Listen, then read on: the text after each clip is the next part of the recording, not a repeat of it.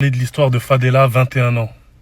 En balade sur les Champs-Élysées, elle rencontre des gens qui vivent à Dubaï. Elle se lie d'amitié avec eux, mais elle ne savait pas quelles étaient vraiment leurs intentions. Et dans le feu de l'action, les personnes qu'elle a rencontrées lui proposent de venir à Dubaï si elle avait envie.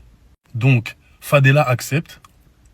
Ces personnes-là lui prennent un billet d'avion et elle arrive à Dubaï. Elle est bien reçue.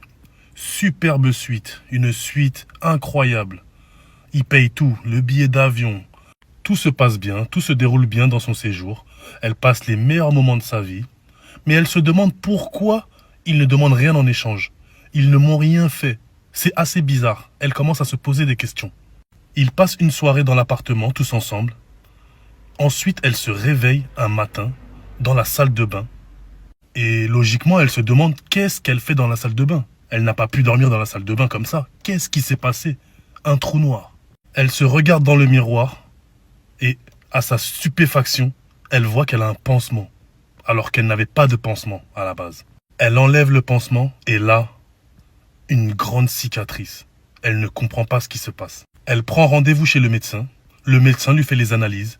Il l'envoie faire ses besoins. Je vous passe les détails. Parce que oui, les médecins ont l'habitude des cas comme ça. Elle va donc au commissariat porter plainte.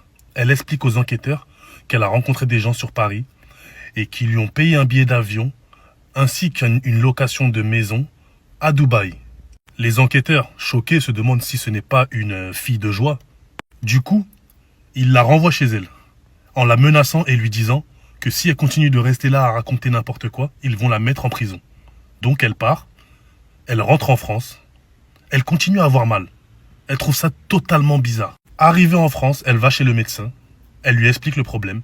Le médecin lui dit qu'il faut qu'elle fasse une IRM. Et là, à sa stupéfaction, les résultats de l'IRM lui montrent qu'il lui manque un rein.